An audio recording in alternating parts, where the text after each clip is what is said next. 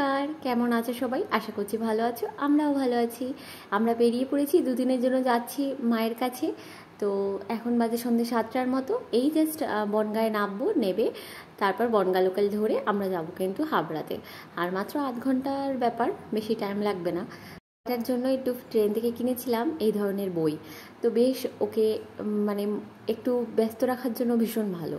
তো চলে এসেছি বাড়িতে এসেই মা কিন্তু টিফিন করার জন্য দিয়ে দিয়েছে। তো মা বানিয়েছিল চাউমিন, তো সেটাই খেলাম। আর এদিকে দিদিভাই চলে এসেছে ভাইয়ের সাথে দেখা করতে। ভাই বাড়িতে আসলে দিদিভাই কিন্তু এক মুহূর্ত ভাইকে ছাড়া থাকতে পারে না। দুজনে বেশ সুন্দরভাবে খেলে, একসাথে ভীষণ আনন্দ করে। দিন রাতে তো আর বেশি ভিডিও করিনি। তো পরের দিন সকালবেলা আমরা কিন্তু সবাই মিলে বেরিয়ে পড়েছি, যাব একটু আমার জেঠুর বাড়িতে। 3 বছর হয়ে গেছে জেঠুর বাড়িতে যাওয়াই হয় না। হাবড়ায় যাই, ওখান থেকেই ব্যাক করে আসি কদিন থেকে। আর আসলে এক জায়গায় গেলে ওখান থেকে আর কোথাও যেতে ইচ্ছা করে না, মানে আমার তো এনার্জি লাগে না, সেই কারণেই আর কি। তো তার আগে দুটো কাজ ছিল, সেগুলো মিটিয়ে একেবারে জেঠুর বাড়ি যাবো। তার মধ্যে আমরা ভাবলাম যে ঠিক আছে, দুপুরের লাঞ্চটা বাইরেই আমরা সেরে নিই, তারপরে ওখানে যাওয়া যাবে। তাই এখন বেরিয়ে পড়েছি, কিন্তু যাচ্ছি।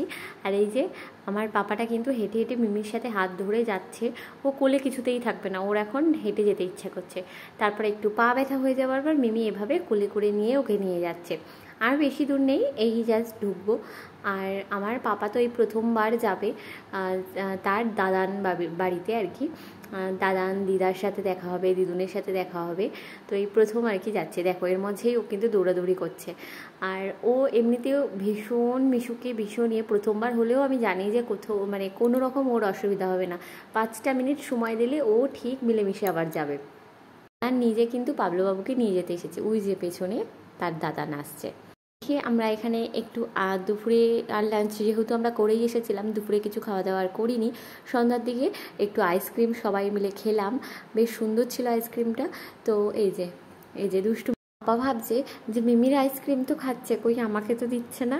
আর এই যে আমার ছেলেটা তো একেবারে আইসক্রিম লাভার বলতে পারো, মিমির দিকে তাকিয়ে রয়েছে যে কী ব্যাপার, আমাকে আইসক্রিম দিচ্ছ না কেন। আর দিদি মানে আমার পাবলুবাবুর বড় মিমি, আর এই যে জেঠু আমার মানে ওর দাদান। তো মিমির কাছ থেকে কিন্তু আইসক্রিম চেয়ে খাচ্ছে, এবার মিমি আইসক্রিম খাইয়ে দিচ্ছে। তাই খুব সুন্দর মুহূর্ত কিছু এগুলো, তাই আমি ভাবলাম যে ক্যাপচার করে তো রাখতেই হবে, সারা জীবনের মতো স্মৃতি হয়ে থেকে যাবে। বলেছিলাম যে 5টা মিনিট ওকে সময় দিতে হবে, তারপর খুব ঘুলে মিলে যাবে। তো ওইদিকে দাদানকে ডাকতে গেছে, আমি বলেছি ফটো তুলবো, দাদানকে ডেকে নিয়ে আসো। কিন্তু ফটো তুলতে গিয়ে ও কিন্তু আর ফটো তুলতে চাইছে না, এই যে কান্নাকাটি করছে। কি আর করবো, এইভাবেই তাই কয়েকটা ভিডিও ক্লিপিংস নিয়ে নিলাম, যেগুলো সারা জীবন আর কি স্মৃতি করে রেখে দেবো, সারা জীবন আর কি আমার ক্যামেরায় বন্দি হয়ে থেকে যাবে। তো এত ভালোবাসে দাদান বলে সব সময় কিন্তু মানে পুরো পাগল করে দিয়েছে, মানে খুব ভালোবাসে। আর এই যে আমার পাপা মাছ দুটো নিয়ে এসছে নিজে পছন্দ করে কিনে দাদানদের জন্য। তো আমরা সবাই এখানে বেরিয়ে যাব, রাতের খাওয়া দাওয়াও কমপ্লিট করে ফেলেছি। তো রাতের খাওয়া দাওয়া করে তো এখন ও ঘুমোচ্ছে। তো তখন কটা বাজে, 10টার সময় আমরা বেরিয়ে যাচ্ছি। আমরা দিদিকে টাটা করে দিলাম, আর জেঠি যাচ্ছে আমাদের সাথে আর কি এগিয়ে দিতে। তো অনেকটা সময় একসাথে কাটালাম, বেশ সুন্দর সময় কাটালাম। এখন চলে যেতে হচ্ছে, মনটা একটু খারাপ করছে, কিন্তু কি করব আর। চলো আজকের ব্লগটা এই অবধি।